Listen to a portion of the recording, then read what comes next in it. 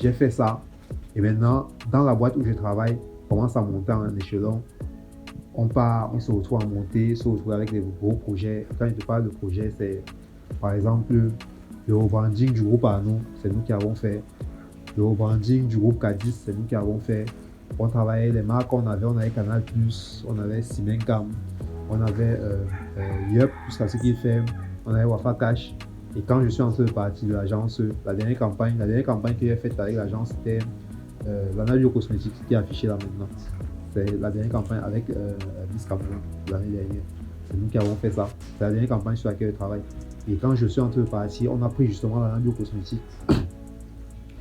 Une campagne sur laquelle on avait travaillé pendant 1 an. On a pris ça et on a aussi signé Source du pays. D'accord. Tu vois, Source du pays, les jeux planètes, les consoles. Tu vois. C'est de là que démarre vraiment ta carrière en agence de communication. Non, là c'était fini.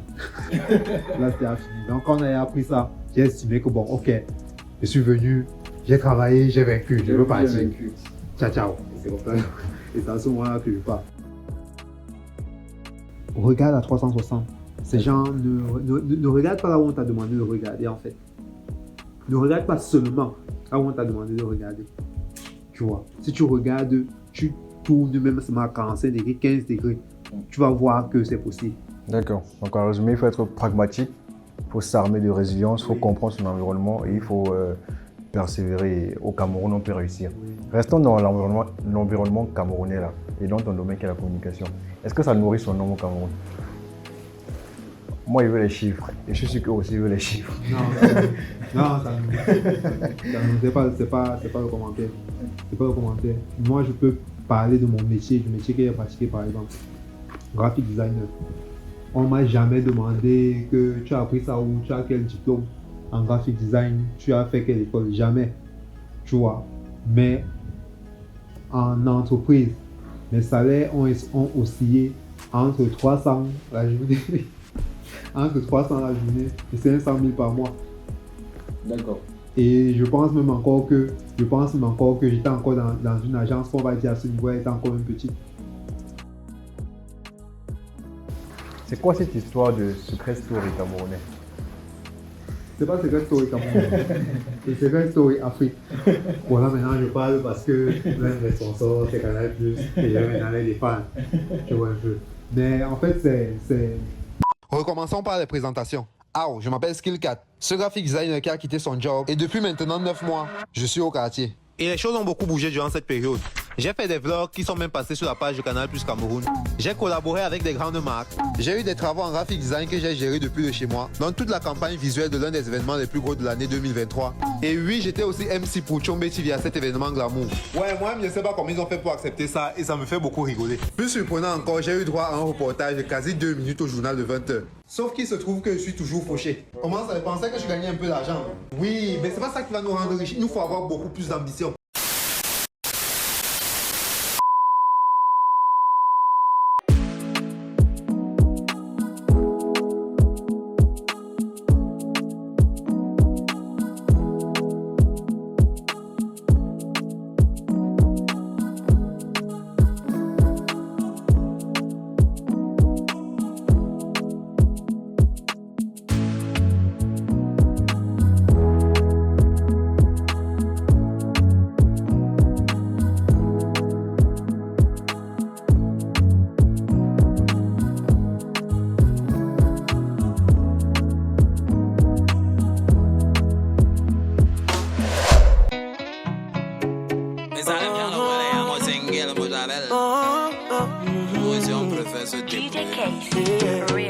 Lui, enfant des quartiers.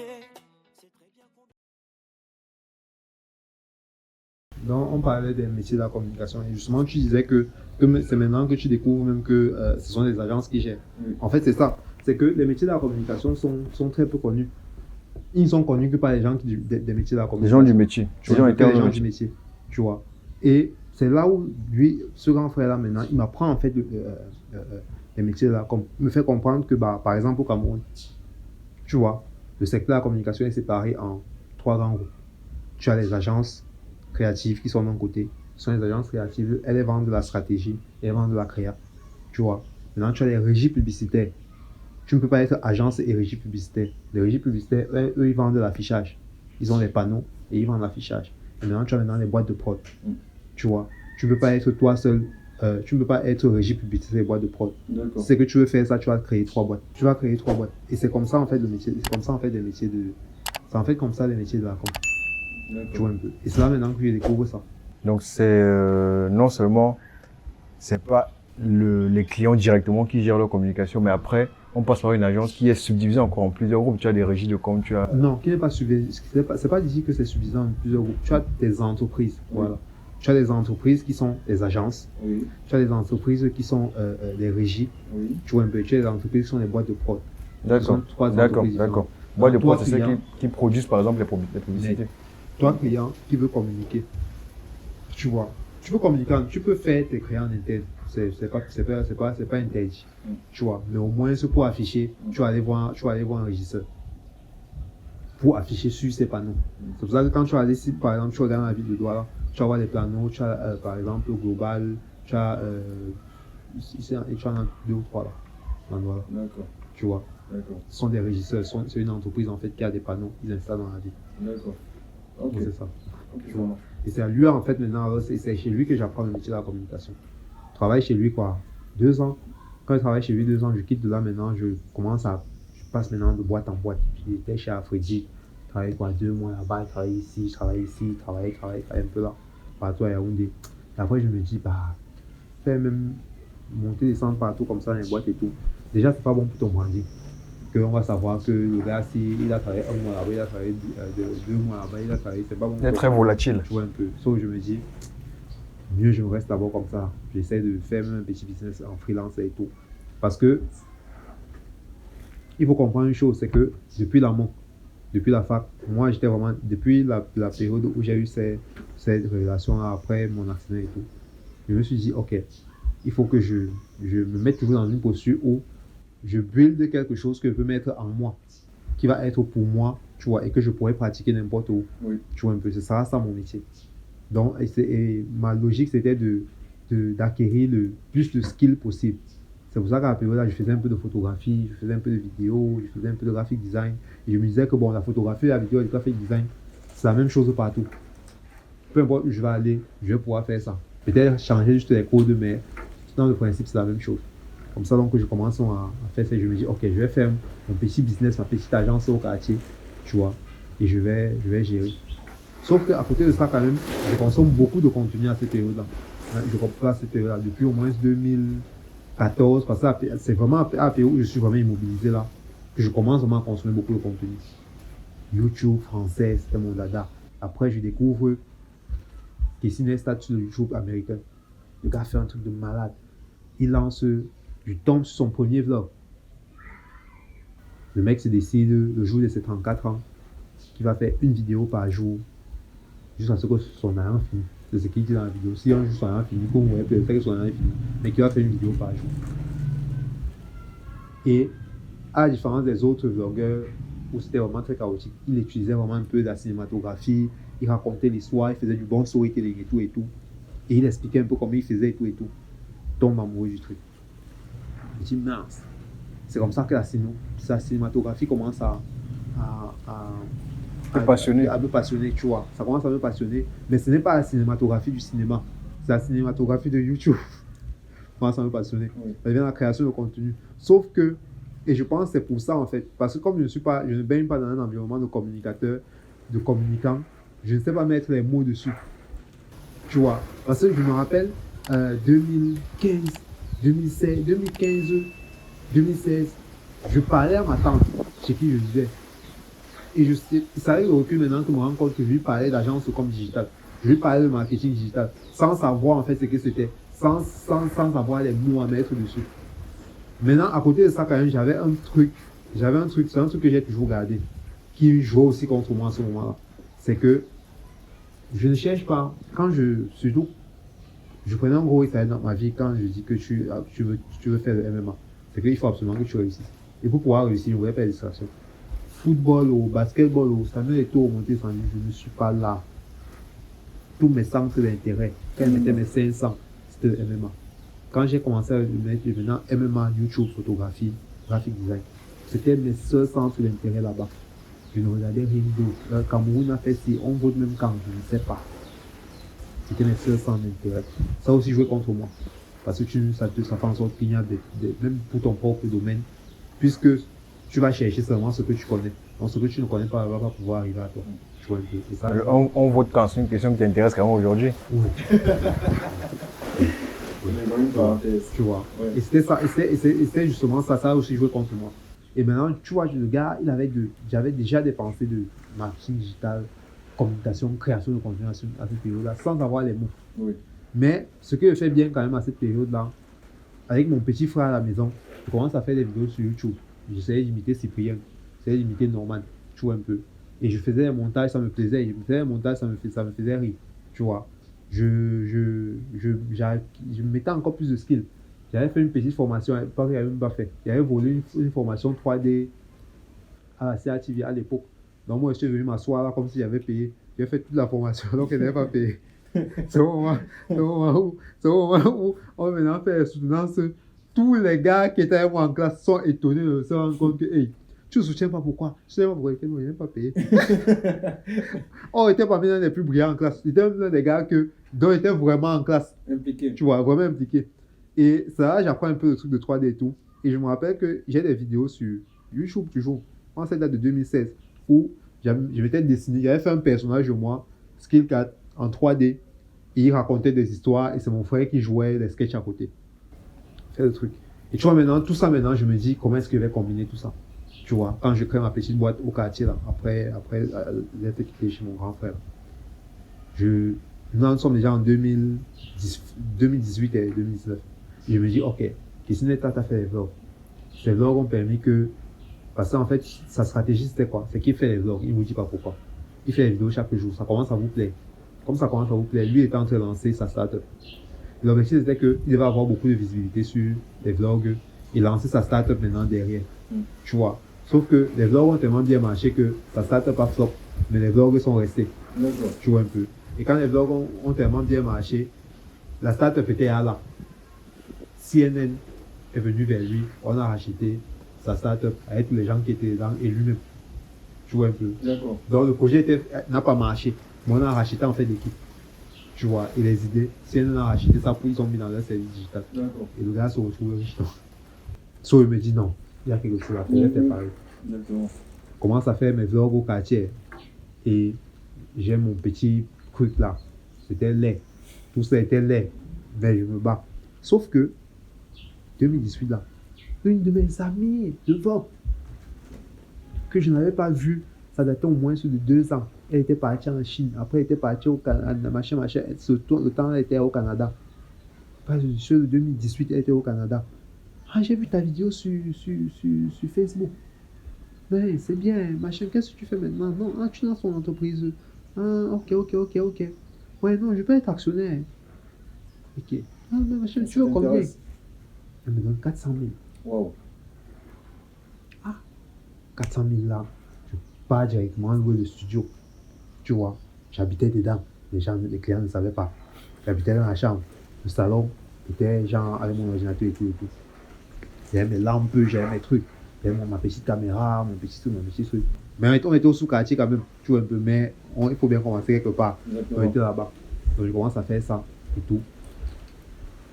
Je gagne un premier marché. Faire le site web je pense que c'est le comité olympique ou je ne sais pas trop quoi. C'est un tonton là qui me donne ça. Je gagne encore un autre petit marché là, comme ça par hasard, parce que je crée le podcast. On était dit, je crée mon podcast, parce que personne ne fait encore les podcasts à la période là. Je me dis, ok, c'est le premier. Je fais mon podcast. Je commence à être investi d'abord sur le réseau Twitter. Je crée mon podcast maintenant à destination des gens de Twitter. Parce qu'en fait, le truc qui était cool avec Twitter à l'époque, la viralité était, tu étais d'être viral. Parce qu'il suffisait seulement plan que Dawa retweet ton truc. Ça fait en sorte que ces 400 000 abonnés vont voir. Tu vois un peu. Contrairement par exemple à Facebook et consorts où c'était un peu trop. Tu vois un peu. Alors que il n'y avait pas encore le système de For You page comme sur TikTok et consorts, il n'y avait pas encore ça. Donc vraiment la viralité là-bas, c'était vraiment le réseau où tu peux devenir viral comme ça du jour au lendemain. So, je me dis, ok, je vais attaquer par là. Je crée mon podcast à destination des gens de Twitter. J'appelle les gens de Twitter, venir raconter des conneries. Et je filmais, je faisais l'audio, je postais sur Encore et je postais le lien là-bas. D'accord. 100 vues, pour moi c'était bon. D'accord. Sauf que dans les 100 vues, les gens commencent à me remarquer. D'accord. Donc là, tu es dans le domaine du digital, la Oui. communication Je suis digitale. dans la communication digitale. Je crée le podcast. Il y a mon podcast déjà. Et quand j'ai créé mon podcast, c'était chez moi. À côté de ça, maintenant, je faisais aussi des vlogs. Tu vois. Et là, je suis chez moi. J'ai déjà quand même appris la communication quand je travaillais chez mon Digital Expert. Tu vois D'accord. un peu. La boîte s'appelait même Digital Expert. Et ils faisaient des conférences sur le digital et tout. Donc, c'est normal qu'ils nous pompaient la tête avec. Donc, la boîte s'appelait Digital Expert. J'ai déjà appris la communication là-bas. Donc, je me dis, OK, je vais faire mon podcast, je vais voir où ça va me laisser. Tu vois.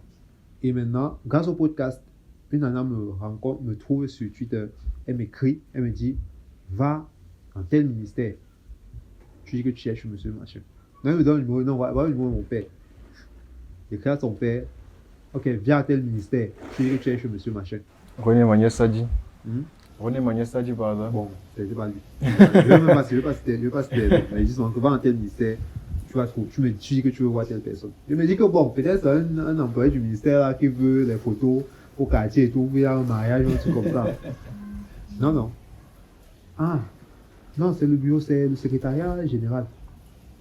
Bon, peut-être que c'est le secrétaire du secrétaire général qui veut des photos pour un petit mariage et tout et tout. J'arrive, non, non, non. C'est le secrétaire général qui veut ça. Secrétaire général du ministère. Oui. D'accord. Il y a les locks comme ça sur la tête. Ah, parce que tu avais les locks. Merde. Il y a les locks comme ça sur la tête. Je suis là. Donc, quand je suis arrivé d'abord, la façon à laquelle, quand je dis que je cherche monsieur tel, la façon à laquelle les gens me regardent, c'est impossible. On est à monsieur, placez-vous là-bas. Placez-vous là-bas. Je suis là. Ah, j'attends. Quand il arrive, quand il arrive quand il arrive, parce qu'il sort de réunion, il arrive, il voit les gens qui sont là. Monsieur, vous voulez? Il te gère une seule fois. S'il peut te gérer, il peut te gérer une fois. Ah, monsieur, vous voulez? Non, c'est moi. Ah, la vie de. Ah, ok. Non, non, non. Attends. Non, viens. Viens, mon fils, viens, mon fils, viens. Assois-toi ici, là. Ah. C'est assez le bon fauteuil climatisé. Mais. Il a fini avec les gens. Après, il dit, mon fils, viens. Il explique. Il avait un truc qu'il voulait, les photos. Bref, je me retrouve là. Après, le Covid arrive. Sauf que quand le Covid arrive, même le père là ne peut plus lancer son business parce qu'il y avait le Covid, le site web de machin. Tu sais que les premiers budgets qu'on coupe toujours en entreprise, quand c'est chaud, c'est la com et le marketing. On coupe aussi tout ça. Je me retrouve comme ça dans la dèche. Ma pote m'a donné les dos. Elle investit dans mon business. Faut le retour. Elle se fâche maintenant que oh, ça va faire. Et que ma soeur, ça ne te donne pas. Il ramène mon argent. Nous voici maintenant les problèmes. Comme c'est un problème comme ça, il me faut trouver un job pour pouvoir lui rembourser son argent. Je cours pour voir mon ancien boss là, le Digital Expert. Je dis que gars, je vais arriver à Douala. Il faut qu'il arrive aussi à une vraie agence au compte. Il appelle. Il envoie le CV. Il envoie le portfolio. On me chasse partout. Okay, non, il n'y a pas de niveau, il n'y a pas de niveau. On me chasse. Mais, je dis ok, je vais faire comment? Je vois maintenant circuler là, sur Twitter ou je ne sais pas où. Recrutement à l'agence au 24. Postule. On m'appelle. Les gars me proposent 250 000. J'en même pas 250 000 dollars à Yaoundé. Je ne pas. Ça reste au quartier. Une semaine, la galère alors. Le Covid d'abord, je ne travaillais pas, il y a un peu de pointage. La galère. 2 semaines. Mais 3 semaines. Après, le numéro là, ça m'appelle encore. C'est au 24. Ah, monsieur, on vous appelle l'autre jour, vous avez dit que machin. Non, maman, je suis prêt. Ce que je disais là, non, je blaguais. S'il vous plaît. Je peux commencer quand? Je peux commencer tel jour feu. Alors, comme il débarque à Douala. Et quand il débarque à Douala, je vais vraiment. Et quand il parle de débarquer, j'ai vraiment débarqué. C'était genre. Un sac à dos. Sac à dos. Non, c'est même pas de Beaux-Arts là-bas. Comme les gars Beaux-Arts pour partir en Espagne, non. Moi, c'est même pas de Beaux-Arts. Je suis arrivé, j'avais 2 sacs. Dans mon sac à dos, il y avait ma tablette graphique, ma caméra. Non, mon ordinateur était ici. Ma caméra, mon micro, que mon petit frère m'avait offert. Et peut-être quoi. Je pense que j'avais ma caméra, mais les cartes graphiques, les cartes mémoire et les trucs. J'avais ça au dos. Et comme il n'y avait pas la place pour mettre des habits, tu vois. Donc j'avais mis un t-shirt et un sac qui était ici là. C'était mon ordinateur qui avait tout pris. Il n'y avait pas la place pour mettre des habits, donc j'avais mis 2 t-shirts.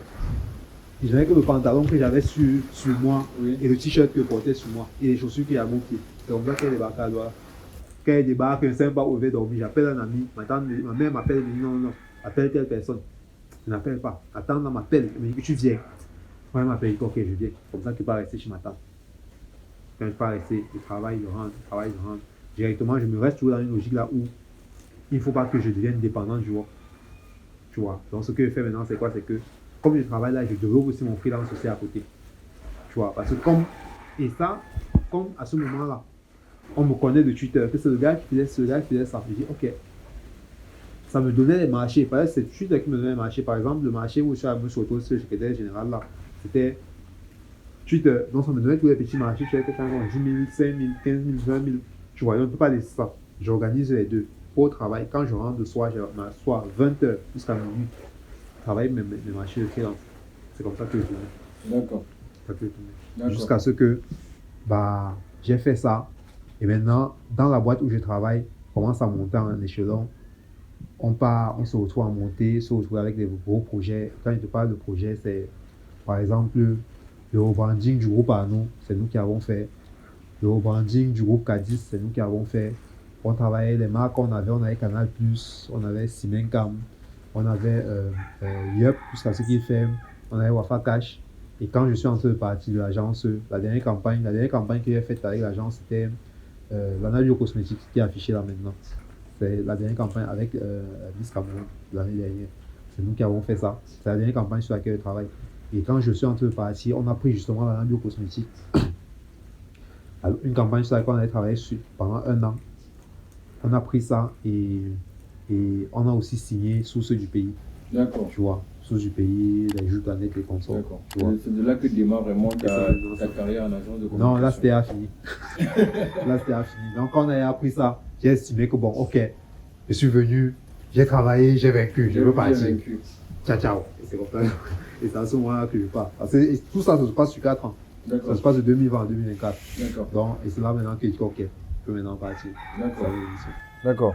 On a eu l'historique, hein, le détail de l'historique. On a eu toutes les étapes. Donc, pour ceux qui sont qui ont un objectif et qui sont dans une passe de cet objectif actuellement, vous pourrez voir ce par quoi Skillcat est passé aujourd'hui, comment il a pu se réinventer à chaque fois pour arriver à ce que je pense aujourd'hui le passionne et dans lequel il réussit à trouver son équilibre. Mais j'ai envie qu'on parle maintenant technique. C'est quoi ce que tu nous as parlé, les différents projets sur lesquels tu as travaillé, rebranding notamment de grandes marques qu'on connaît très bien comme Canal+, Simencam, Nana Bio, tu l'as si bien dit, Sources du pays et consorts. Vous avez fait principalement du rebranding, peut-être d'autres choses. Ça se passe comment et ça sert à quoi? La communication digitale, le marketing d'influence, c'est quoi les objectifs de tous ces éléments-là? Ce n'est pas du rebranding seulement qu'on a fait. On n'a pas fait de rebranding. En fait, il faut bien utiliser les termes. Il faut dire ça comme ça. Dans le sens où le rebranding, c'est une opération.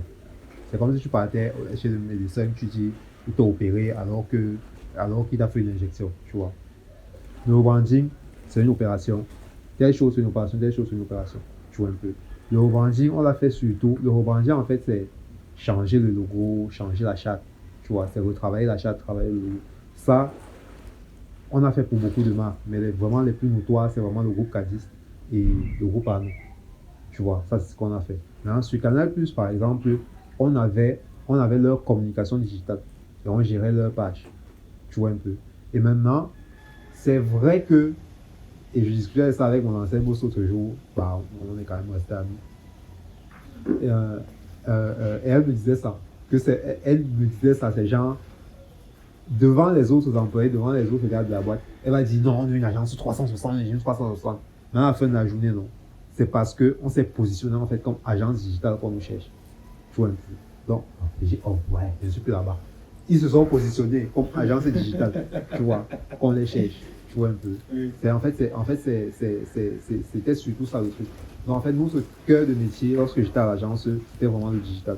Et toutes les boîtes sur lesquelles on travaillait, c'était surtout la communication digitale.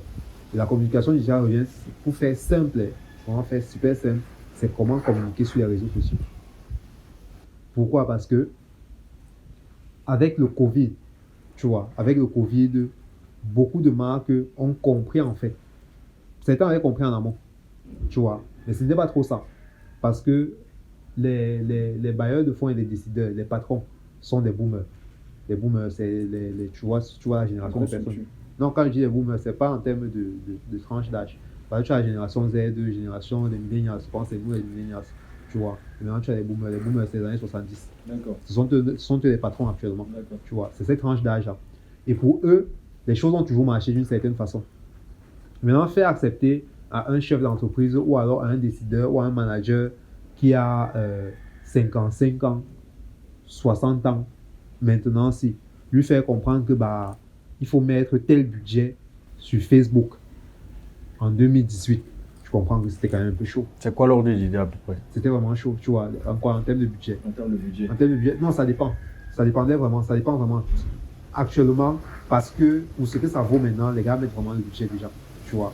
Pour ce que ça vaut, tu as des pages qui sont gérées à quoi? À 1 million le mois. Tu as des pages qui sont gérées à 1,5 million le mois. 1,7 million le mois, le forfait que la structure paye. Que la structure va payer. Et ça, tu as des pages comme ça. Et aussi, ça comme c'est le service, tu vois, chacun évalue son service, chacun facture son service à son niveau. Parce que c'est le service. En fonction des charges qu'il paye, en fonction de ça, c'est le service. Ce n'est pas comme dans la vente de matériel ou l'industrie. C'est ça. C'est le service. Chacun facture en fonction de ce qu'il estime. Tu vois. Mais il peut t'assurer que ça peut être plus grand. Ouais. Et imagine donc alors que tu as un chef d'entreprise que tu devais convaincre en 2018 de mettre des sous comme ça dans une boîte. Tu expliquais que ça n'allait pas aller. Tu vois. C'est le Covid en fait qui les a fait réaliser que on néglige le digital comme ça là. Il faut qu'on se positionne dessus. Et c'est le Covid en fait même que je pense pour moi qui a installé vraiment le digital et le marketing digital, le marketing même d'influence dans les mœurs de l'écosystème économique. Avant, il y avait certains, tu vois, certains essayaient de percer avec ça, monter ça, c'est vrai, tu vois, mais ce qui a rendu ça indispensable, en fait, c'est le Covid. Vu que personne ne sortait.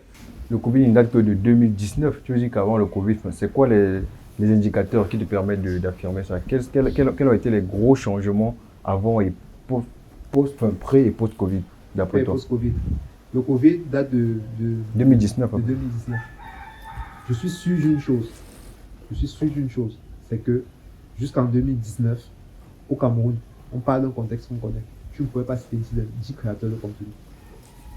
Et les créateurs de contenu même, c'était des humoristes. Qui postaient maintenant seulement leurs vidéos sur Internet. Exactement. Et après le Covid maintenant, c'est devenu un métier où tu as des petits en fait que lui maintenant, il se bat pour devenir influenceur. Ça c'est factuel. Avant d'arriver dans les chiffres, avant d'arriver dans les stats, tu vois, et les stats vont le montrer même. Avant qu'on arrive là-bas, ça c'est factuel. Je te rejoins là-dessus. Tu vois. Et maintenant, regarde la façon de communiquer des marques.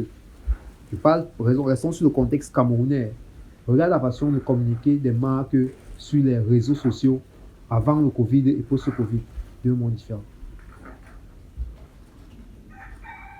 Et maintenant, pour enchérir, regarde le chiffre d'affaires de l'Alliance au 24 avant le Covid et après le Covid. Deux mondes différents. Là, tu rentres dans les chiffres. Deux mondes différents.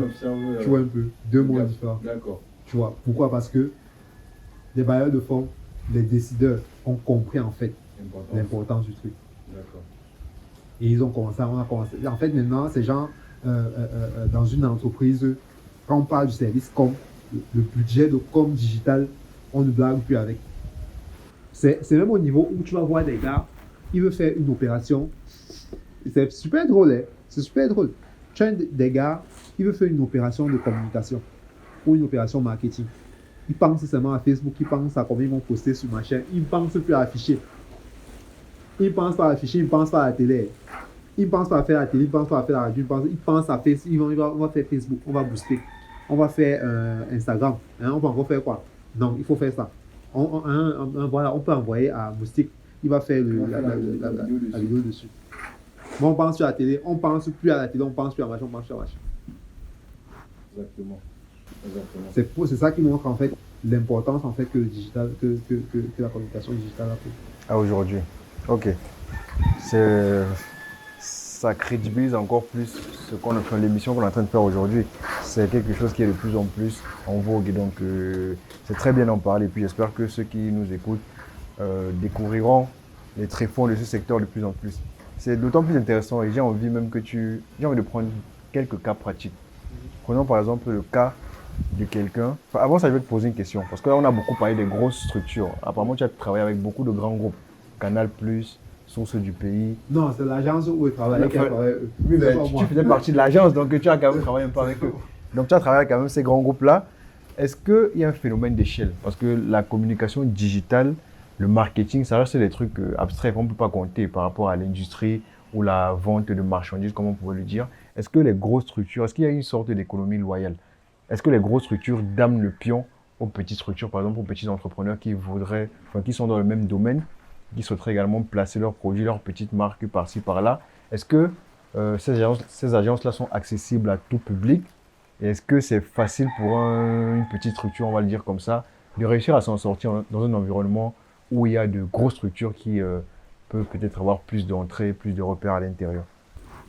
Alors, la première chose d'abord que je vais te dire, avant vraiment de commencer à répondre à la question, l'un des trucs en fait, l'une des choses que les grosses structures aiment sur la communication digitale, c'est qu'au moins ça on peut traquer. Il y a les chiffres, il y a les stats.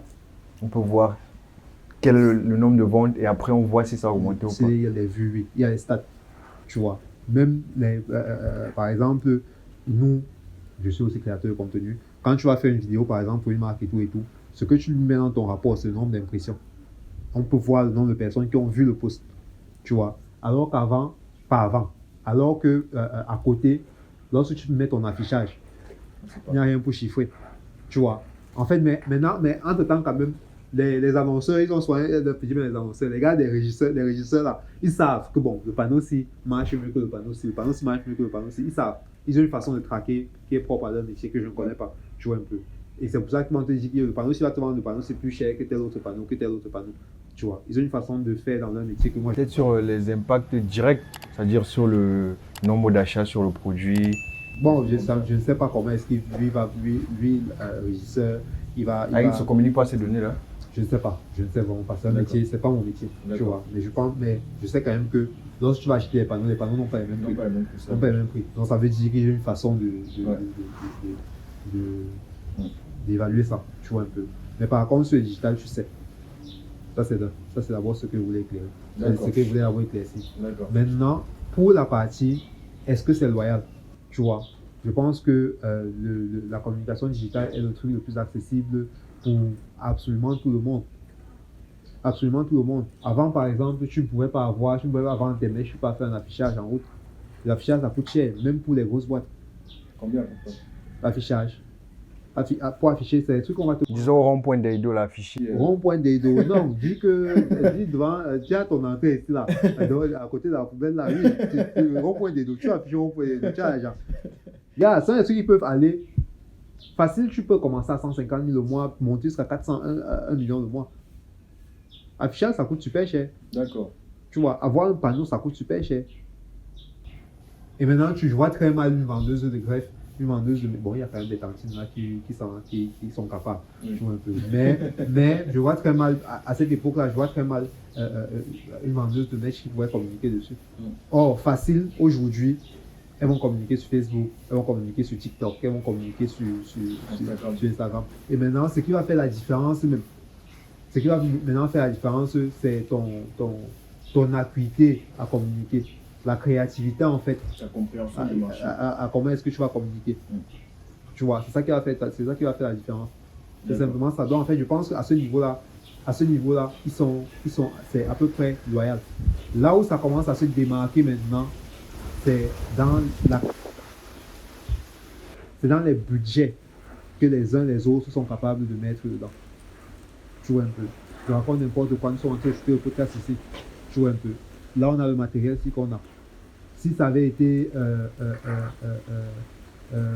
Nadio, tu es d'accord avec moi que le matériel, tout ça aurait été différent. Exactement. Tu vois un peu. C'est pareil aussi. Donc, en fait, avec les grosses boîtes, d'une façon ou d'une autre, quand même, les budgets qu'eux, ils sont capables de débloquer pour leur communication, non, c'est pas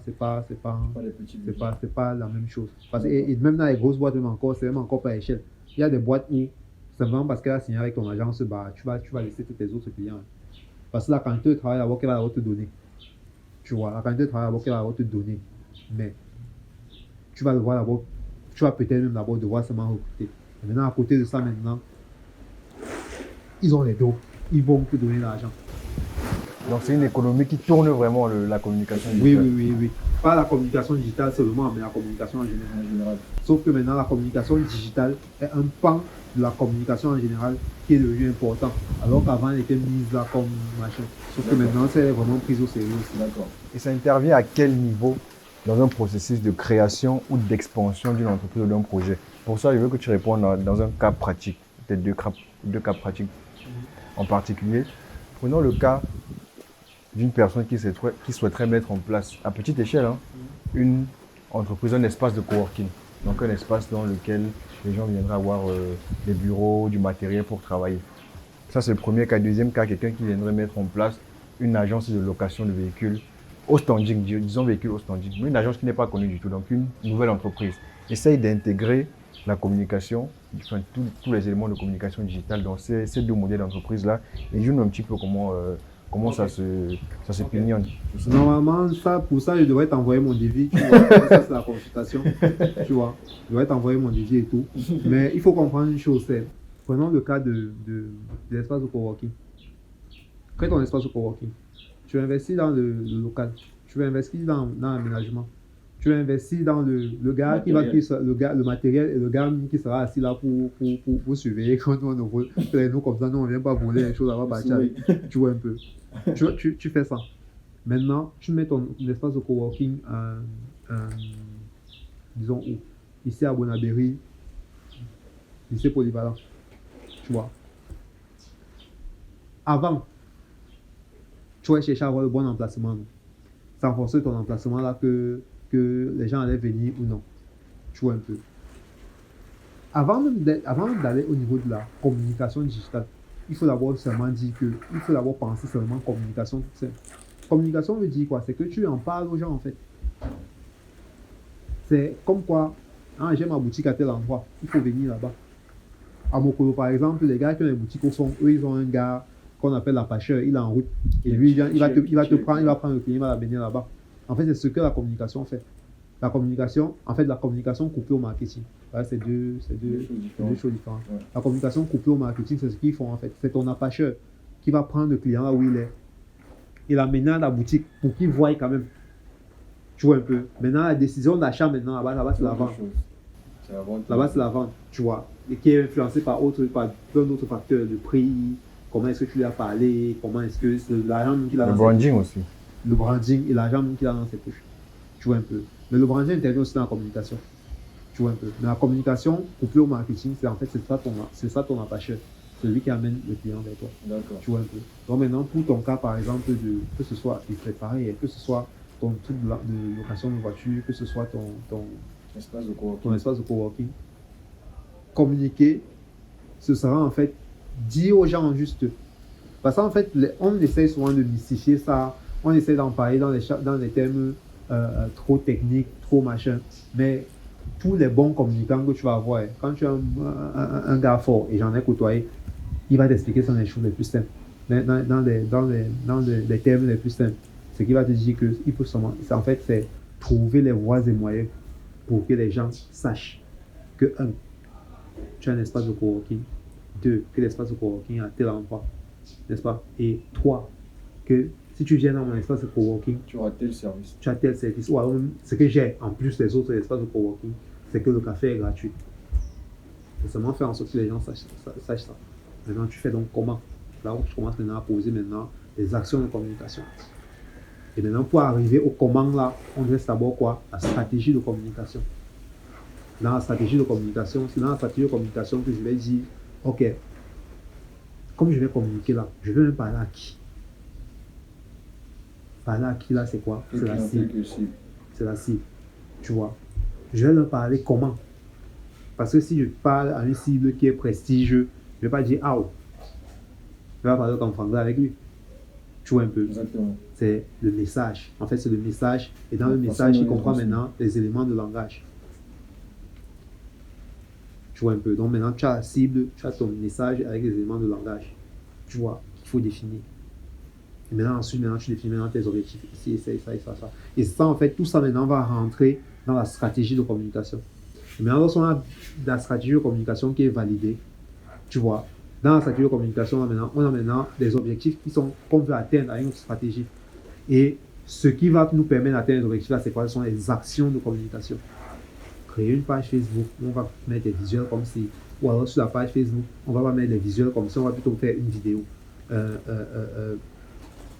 Bon, ça c'est peut-être sur le digital. Maintenant, dehors, on peut faire des actions mutuelles. L'action mutuelle, c'est quoi? C'est qu'on va organiser un événement de lancement de mon espace de coworking au rond-point des dos, comme tu aimes des dos là.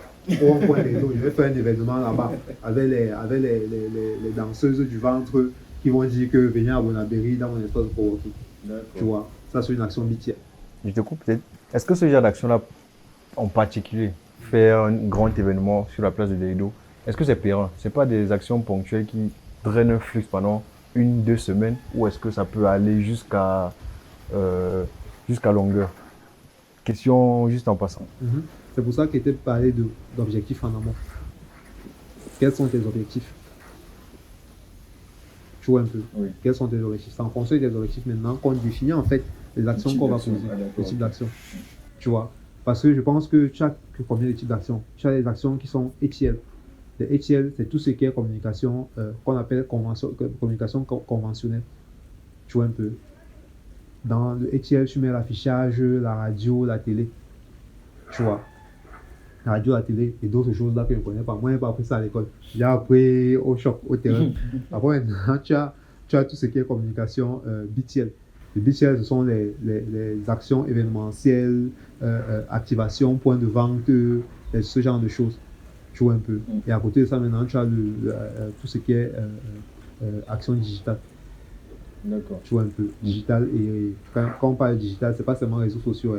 Ça peut être aussi site web, ça peut être YouTube. D'accord. Parce que toi particulier, je vais pas dire toi particulier, toi entreprise, tu peux décider en fait de voir YouTube pour que eux sponsorisent les vidéos. C'est pour ça que tu vois, parfois tu es en train de regarder ta vidéo, quand tu es au Cameroun, tu vas voir une aimée cassée qui a sponsorisé. Tu peux, ça veut dire que si toi tu as ton argent, tu vois, c'est pas moi, Boris Consulting, tu vois, tu peux aller aussi brander là-bas. Tu les payes simplement, ils vont mettre. D'accord, d'accord.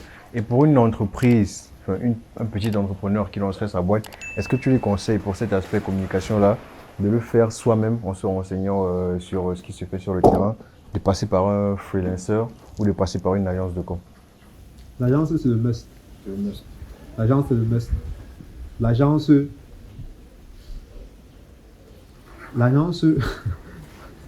c'est, comment dire, ma définition de l'agence, c'est une association de personnes extremely talented, qui sont mis au même endroit, à qui on permet d'être fou, tu vois, de rêver pour ta marque. C'est le must. C'est le must.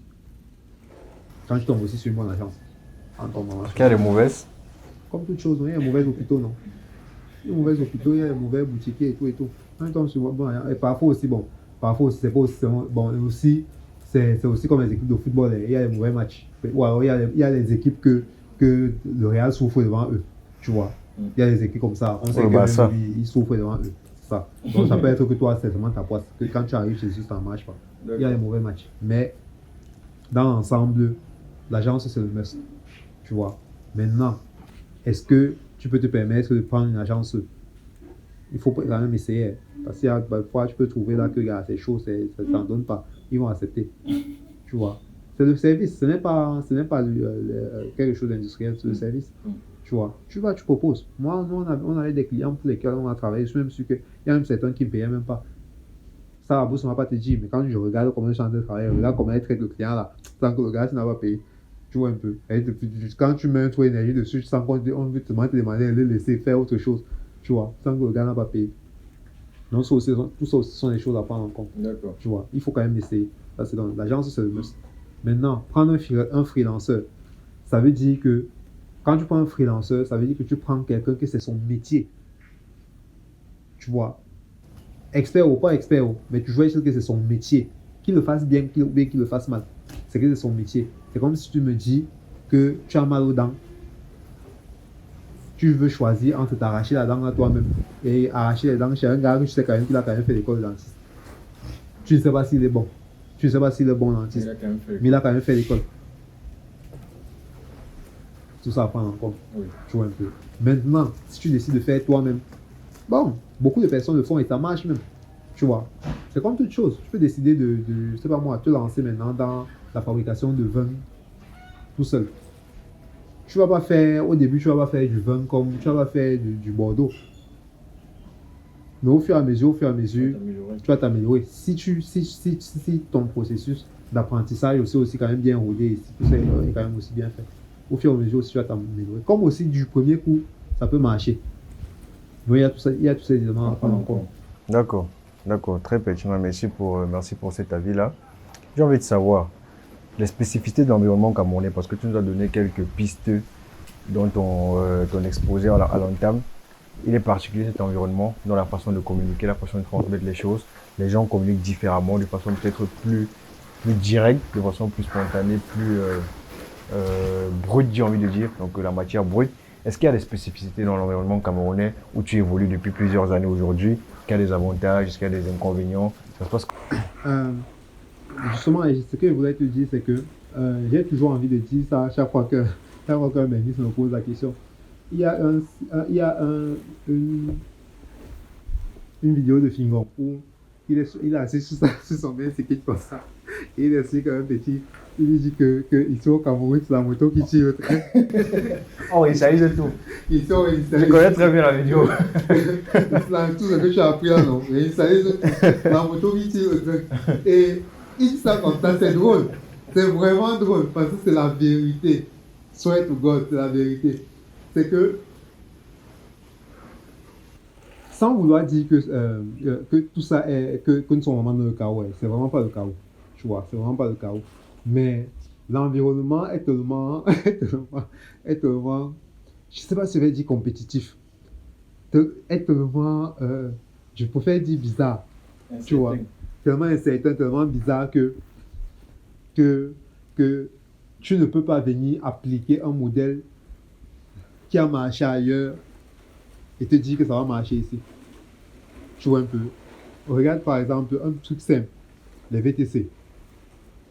Les VTC. Yango. Pour que Yango marche ici, ça va demander beaucoup de travail. Beaucoup de personnes sont venues avant eux. Itch est venu, ils ont fui. Tu imagines, Itch est venu, ils ont fui. Tu imagines, tu as des boîtes comme Itch sont venues. Donc il marche très bien ailleurs. Oui, écoutez, il marche très bien ailleurs. Yango même, en fait, eux-mêmes, ils sont en train de réfléchir. Bon, je peux parler de ça parce que, il y a quand même il y a des gens en interne. Ils sont en train de réfléchir, c'est chaud. C'est chaud. Tu vois, Chagozem, par exemple, qui marche super bien ailleurs. Ici, ils sont obligés de chercher à se réinventer tout le temps, Tu vois un peu. Donc, pour te dire que l'environnement camerounais est très particulier. Tu vois, hyper particulier dans le sens où c'est comme ça. Tu vois. Et maintenant, donc, pour notre métier, l'un des avantages, en fait, que moi, c'est même pas pour notre métier seulement, c'est pour toute personne qui essaye de faire quelque chose de grand dans notre contexte ici. Tu vois. Je pense que ça doit être surtout vu, le fait que tout soit incertain, le fait que tout soit chaotique, que tout ne marche pas. Ça doit surtout être vu comme un avantage. Dans le sens où il y a beaucoup de choses qui n'ont pas encore été faites. Parce que la plupart des personnes qui y ont pensé ont soit été découragées par l'environnement, soit alors ont manqué de résilience pour pouvoir implémenter ces choses-là.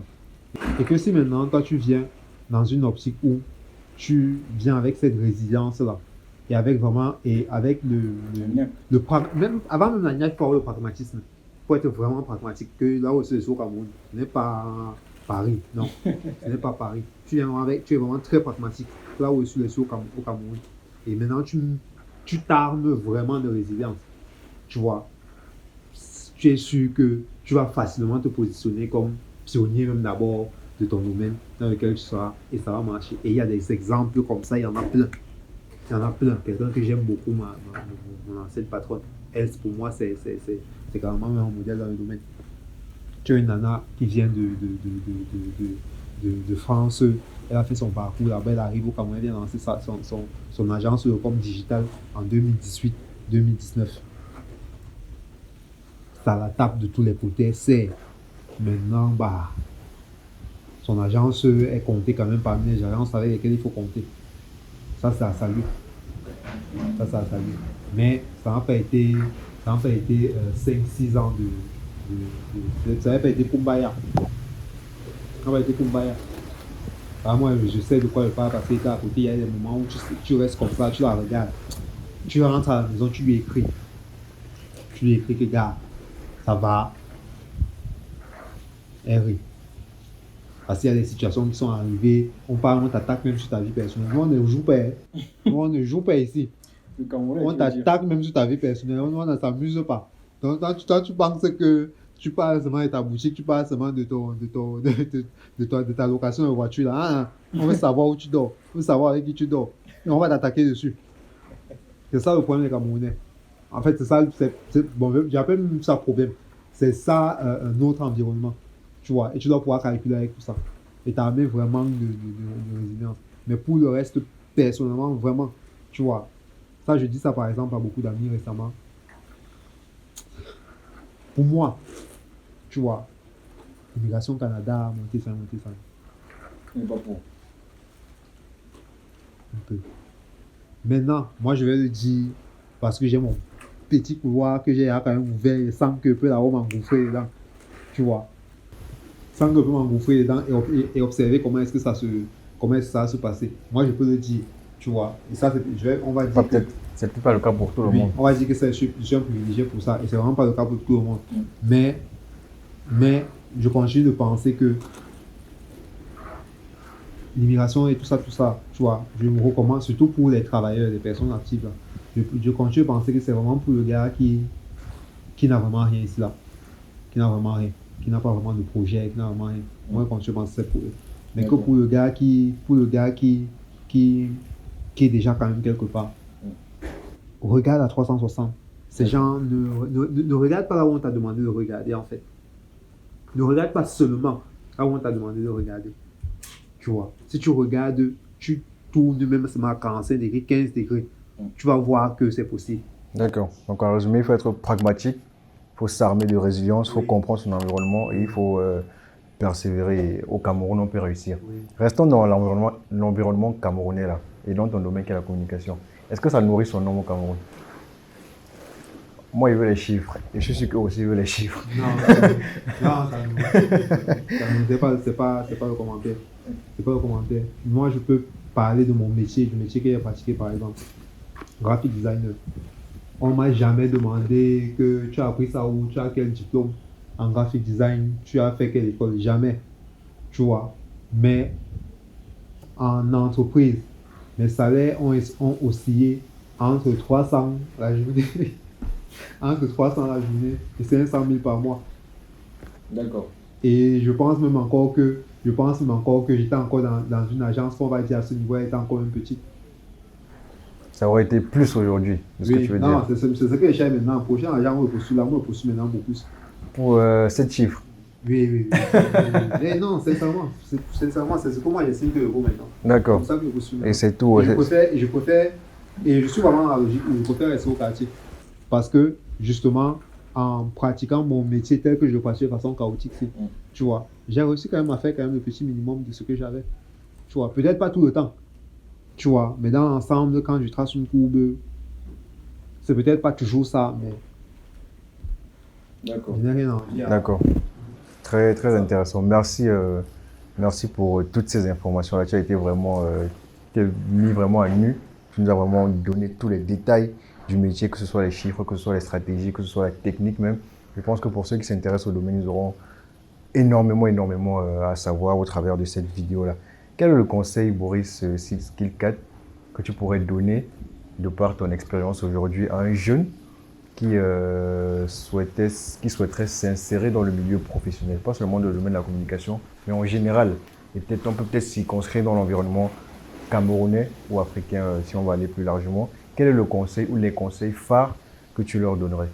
Premier conseil, et ça c'est vraiment un credo, il ne faut pas se spécialiser. C'était vrai, ça marchait à une époque, tu vois. Mais si tu te spécialises, tu es désavantagé. Tu dois être le gars qui même si tu es spécialiste, tu vois, il doit avoir un autre skill que tu dois avoir qui va être complémentaire à ce que tu veux faire. Parce que quand il dit se spécialiser, c'est pas faire tout et n'importe quoi en même temps, tu vois. Tu peux faire ci, tu peux faire ça, mais trouver le moyen pour que ce soit complémentaire. Moi, par exemple, parle de moi. Je fais, aujourd'hui, je suis communicant, tu vois. Je faisais mon graphic design en agence, direction artistique en agence, mais à côté de créer mon contenu. Et parce que de créer mon contenu, ça fait en sorte que tel me connaît. Et ce n'est que pas ça, et moi personnellement, ce n'est que grâce à ça en fait que je peux me permettre de démissionner. Parce qu'en fait, ça j'ai préparé en amont. D'accord. J'ai préparé en amont. Et ça fait en sorte que maintenant, par exemple, dans mes activités actuelles, ce sont mes vidéos qui me servent de tête de tunnel pour maintenant pratiquer mon métier. Parce que mes vidéos, on fait quelqu'un, on voit, ah, il y a le graphic designer, ah, je l'aime beaucoup, ouais, qui va, ah, papa, tel est mort. Maintenant, on va lui envoyer le programme de deuil. Tu fais. Tu vois. Et maintenant, ça te permet de pratiquer ton métier. Ça fait en sorte que, tu vois, maintenant, tu as ces deux skills-là qui sont à peu près complémentaires et qui vont ensemble. Donc, c'est la première chose que moi je conseille à tout jeune qui est en train de se lancer dans la vie professionnelle. C'est de ne pas se spécialiser. C'est de ne pas se spécialiser. Te dire que je ne fais que ça, je ne suis que ça, je ne suis que ça. Il faut explorer tout ce qui se propose à nous. Il faut explorer. Et maintenant, c'est même pas explorer tout. Il faut trouver plusieurs skills dans lesquels on va te définir par ces skills-là pour pouvoir monter. Et maintenant, avant maintenant la vie professionnelle, comment est-ce que tu vas même trouver ces skills-là? Tu vois. Pour moi, maintenant, c'est là où maintenant la partie exploration existe. Ce n'est pas grave. Ce n'est pas grave que tu as 25 ans, tu n'as pas encore la voiture, ce n'est pas grave. Explore, teste, fais ci, fais ça. Je t'enseigne que quand tu vas trouver ce dans quoi tu te poses, tu vas vraiment te poser. Ce n'est pas grave. Et aussi, ce n'est pas la course. Ce n'est pas la course. Aujourd'hui, à 33 ans, je prends toujours ma moto. Je n'ai aucun point avec ça. Mais je sais que dans 5 ans, ce ne sera pas pareil. Je sais que dans 5 ans, l'impact, le travail que je suis en train d'opérer maintenant, c'est ce que je vais récolter dans 3 ans, 5 ans. Et ce ne sera pas au petit niveau, parce que moi j'estime que le niveau où j'étais avant, c'est au petit niveau, ce ne sera pas à ce niveau-là. C'est parce que je vise vraiment grand. D'accord. Moi, super haut. Donc c'est aussi le conseil que je pourrais dire aussi à tout jeune, c'est que ce n'est pas grave. Ce n'est pas grave de ne pas avoir la voiture maintenant. Ce n'est pas grave si tu ne loues pas, si tu restes toujours chez... Si moi, je pouvais même rentrer chez mon père, c'est que rentre. Parce que quand tu vois l'argent que tu payes au bailleur dans toi là, non, c'est pas grave. Mieux, si je pouvais rester chez mon père, c'est que rester. C'est pas grave. D'accord. On peut voir que tu as une vision très claire de ce que tu veux et que une vision très claire, mais surtout une vision jalonnée, moyen terme et même long terme, parce que tu arrives à te projeter à 5 ans. C'est pas tout le monde qui a cette capacité-là. Et c'est justement ça. Et ça, je discute. C'est quand je parle souvent avec des petits frères, même pas des petits frères, j'ai des amis, parce qu'avec le temps, tu vois, quand tu regardes des vidéos, tu regardes le vlog, même quand j'étais à l'agence, facile, tu voyais le gars qui est sur le skateboard, qui fait ci, qui rit, qui fait ci, qui joue, tu vois. Mais c'est ceux qui me connaissent un peu, ou alors ceux qui ont la vision, qui réussissent à voir que, ah, le gars, il sait ce qu'il fait, tu vois. Et maintenant, lorsque je me pose maintenant et que j'ai le temps vraiment de t'expliquer, tu vas comprendre que absolument tout est calculé. Je portais le t-shirt jaune tout le temps à un moment. Et tu en as encore un actuellement. Non, c'est parce que mes habits, c'est ça. Tu vois, je portais le t-shirt jaune tout le temps à un moment. C'était à dessein. J'ai arrêté de porter le t-shirt jaune, c'était à dessein. Tout est calculé. Tous les moves que tu fais sont calculés. Maintenant, le résultat n'est toujours pas celui que tu attendais. Si ça ne donne pas, tu ajustes, tu pivotes. Quand ça donne, tu renchéris dessus. Mais chaque move est calculé, tu vois. Et m'a dit quand même, je pense quand même que actuellement, c'est là où je suis assis. J'ai calculé en fait les moves que je vais faire au moins sur les 15 prochaines années. 15 années. Oui. Waouh. C'est poussé quand même. En fait, c'est calculé en fait. Je sais que dans 5 ans, je sais que je veux être à tel niveau. Et à partir de 5 ans, je vais commencer à faire ça. Et maintenant, quand je vois maintenant dans 10 ans, donc à telle période-là, je vois ce que je suis en train de faire. Et je dis que si tout ce que j'ai fait maintenant a marché, à telle période, je suis en train de faire ceci. Tu vois. Et c'est là où je vais devenir griot. Je vais maintenant mon bec. Je vais devenir griot. J'arrête avec ça. Et c'est ça que je vais faire dans 10 ans. Et je fais ça même pendant 5 ans. Après, je deviens grand-père, je reste au village. Et Boris se voit où dans 15 ans? En 2-3 mois, il se voit où dans 15 ans? Dans 15 ans. Ouh. Dans 15 ans, je me vois vraiment comme le... Tu vois le hipster qui a... entre guillemets, accompli tout ce qu'il voulait faire, tu vois. Après, il se retire du jeu et il dit, mais une vie maintenant sobre et frugale. Comme Boba l'a dit, le jeu est terminé. Oui, donc j'arrête. Et vraiment, pour moi, c'est comme ça que je vois ça. Par exemple, il y a quelqu'un que j'adore, c'est l'un de mes rappeurs préférés, tu vois. Il s'appelle André 3000, on a le même prénom. Je suis super fan du gars. Tu vois, c'était le rappeur du groupe Outkast. Récemment, il dit qu'il va sortir un album. C'est un OG, un rappeur des années 90. On se dit qu'il va sortir un album de rap, une tuerie. Non. Il a sorti un album de flûte. Il joue maintenant sa flûte. Donc on le croise partout dans New York, il a sa salopette, il marche, il a son bonnet, il joue sa flûte. Tu vois, c'est vraiment ça en fait. Pour moi, c'est le gars qui est au niveau, dans son domaine, dans le domaine du rap. Tout le monde lui a donné les mains. Que c'est l'un des meilleurs, quand on classe même les plus grands rappeurs de tous les temps. Donc on ne le classe pas. Parce qu'en fait, on estime que c'est une catégorie à part. Tu vois un peu, c'est une catégorie à part. On classe les Jason, machin. On ne le classe pas. Tu vois. Et on estime qu'il a laissé trop tôt, il aurait pu. Donc quand il dit qu'il va sortir un album, on s'attend à ça, un album de rap. Non, il joue la flûte. Et moi, c'est vraiment... C'est vraiment à ça que j'aspire. Oui, vraiment. Parce que les petits frères sont forts, ils sont géniaux. Ils sont géniaux. Tu vois, les petits frères, ils arrivent, gars. Je ne suis pas encore au niveau où je peux j'estime que parler de petits frères. Parce qu'il y a beaucoup de grands frères qui doivent t'appeler. Et ils savent. Il y a dit ça à tous les grands frères qui sont derrière. Ils disent que j'arrive pour vous. Tu vois. Mais quand je vois les petits qui arrivent derrière, gars, ils doivent aussi jouer. C'est genre, moi, je vais arriver à un certain niveau, faire certaines choses, accomplir certaines choses. Tu vois. Et après, maintenant, je sors du jeu et j'observe maintenant ça en observateur. Il faut autre chose. Là, on va aller devenir un joueur de vet ou comme ça et on va observer aussi. D'accord, très bien. C'est vraiment très intéressant ce que tu nous dis. On sent vraiment la passion et la planification dans ce que tu nous dis. Donc on arrive au terme de l'interview, mais pour sortir, je vais te poser une dernière question. Une question qui n'a peut-être rien à voir avec le thème du jour, qui va peut-être te faire rire. C'est quoi cette histoire de Secret Story camerounais? C'est pas Secret Story camerounais, c'est Secret Story Afrique.